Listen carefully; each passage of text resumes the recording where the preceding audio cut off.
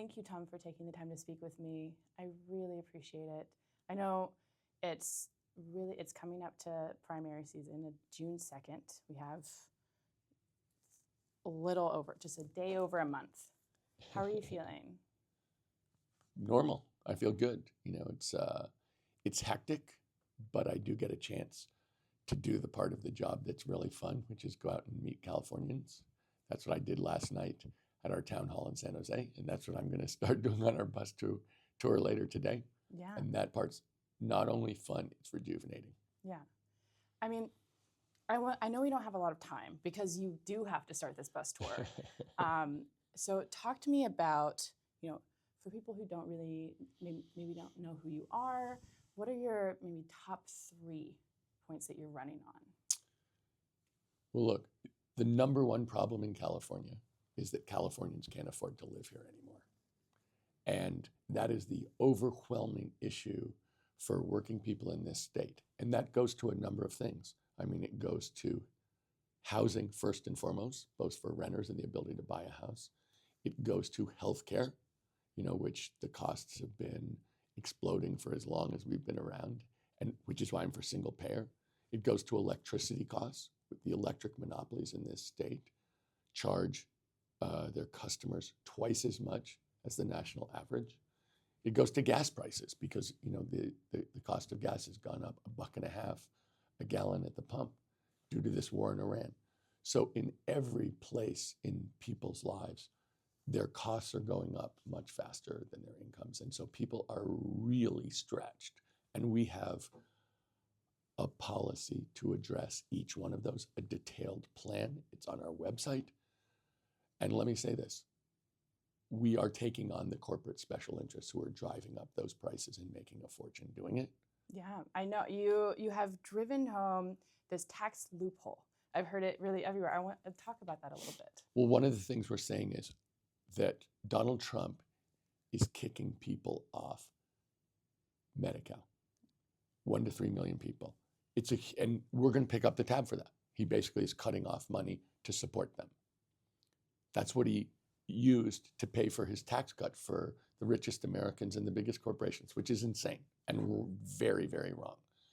What we've said is, I've said on day 1 as governor, I will call a special election to close a corporate real estate tax loophole that's worth over $20 billion to the state of California, and that it'll be used for healthcare and for education, that we absolutely need to put more money into our schools. We need to pay our teachers better. We need to support them better. And we need our kids to get a better education. We're failing in education, and that is the way that we can respond to it. Yeah. Speaking of healthcare, you already said you're in favor of single payer, but you weren't always. So right. Talk about that. Well, let me say this. I think part of my evolution as a person has been to understand the places where traditional capitalism just fails. And for years, private enterprise people, business people have been telling me and the world, we're going to solve this problem. We're going to drive down costs. We're going to use information technology. We're going to use new techniques. We're going to drive down costs. And it's never happened. And it's kind of like we're at a breaking point. And so what I did was I looked at the facts and I looked at all the years that people had been telling me that. And I'd been thinking, okay, show me. And they never could. They're still saying it. There are people running for governor who say the way we're going to drive down health costs is competition in capitalism. And the answer is I don't believe it. Are you saying that capitalism isn't working? I'm saying capitalism works in specific circumstances and not all circumstances. And healthcare is one where we can see that the systems in the world, the single payer systems, I am strongly for single payer, they cost about half as much as our system per person. And they get outcomes that are as good as our system or better. And we're sitting here watching these costs escalate, runaway healthcare costs.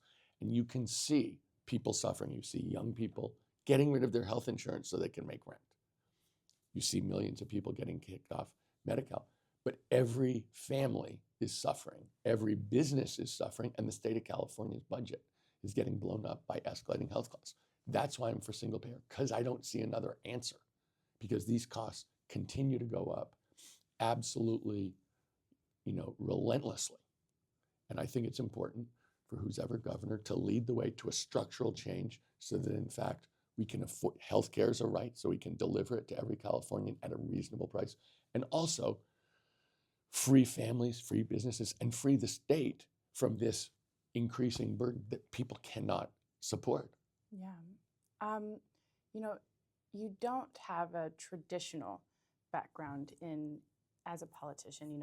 You come from, and it's seemingly everywhere. It's when I talk about you, when your name comes up, it's you're the billionaire. It's Tom Steyer, the billionaire, and you played a big role in putting money into environmental super PACs to influence policy there.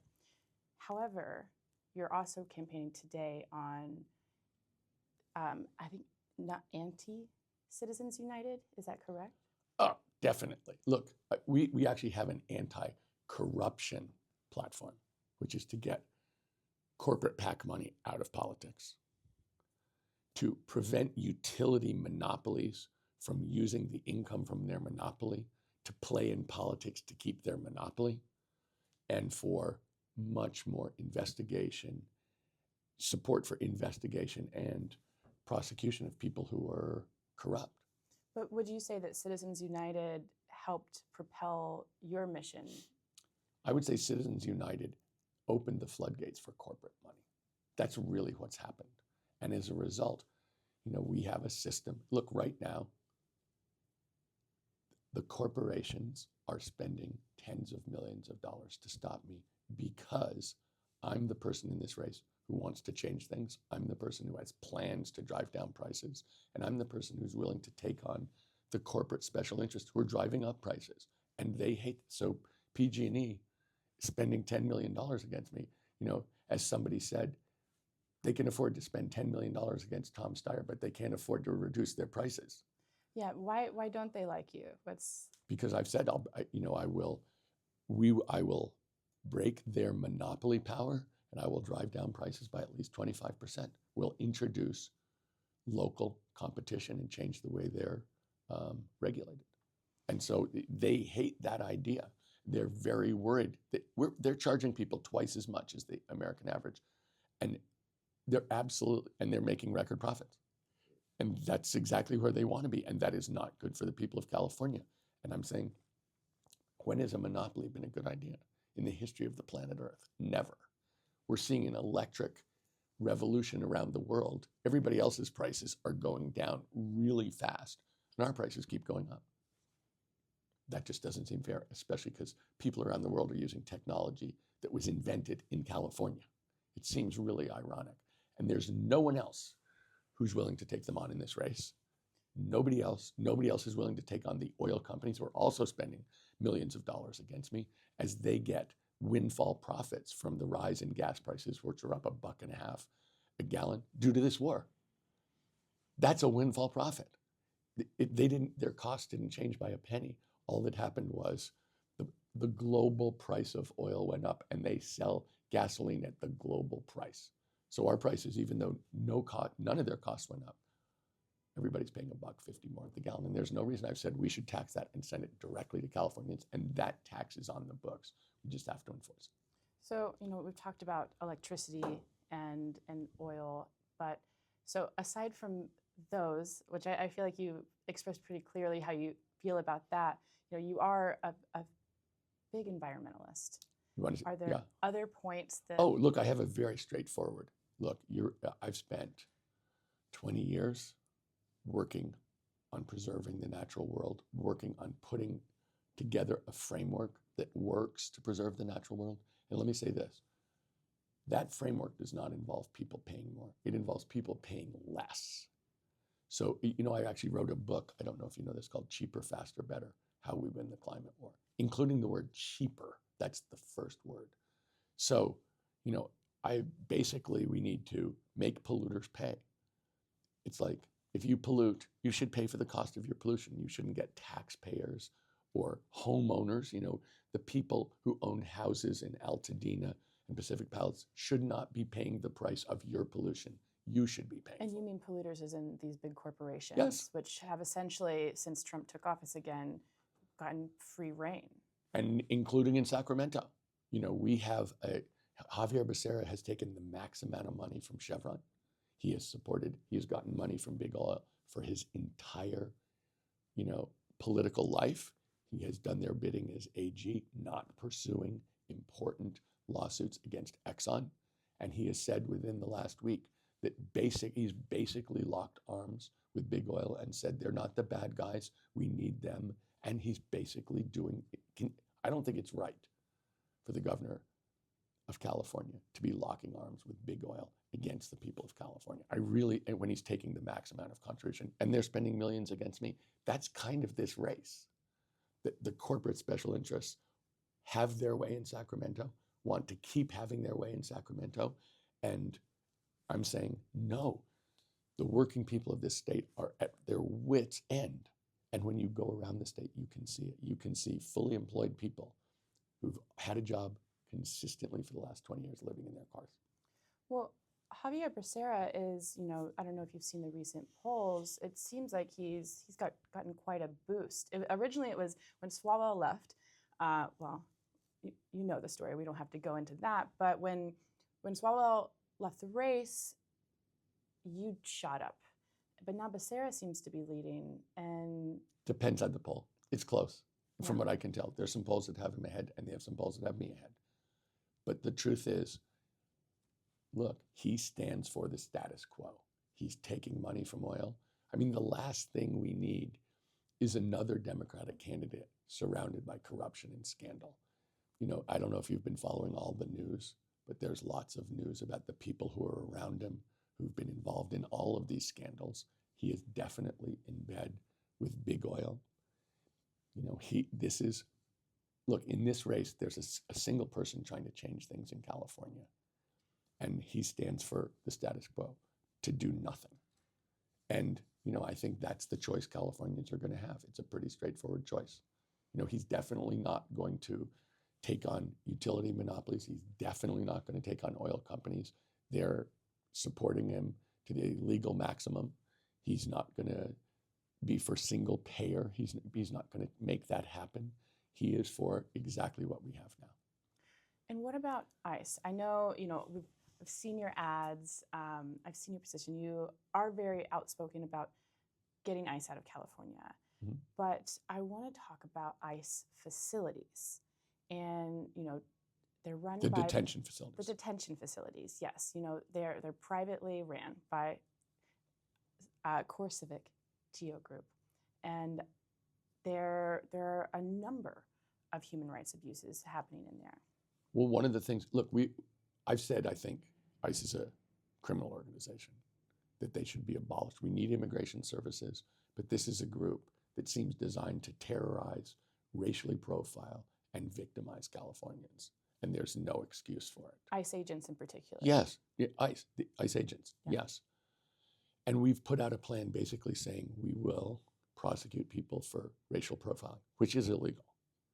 We will prosecute people for violence against agents and their supervisors for violence against Californians. And we will insist on investigating the detention centers.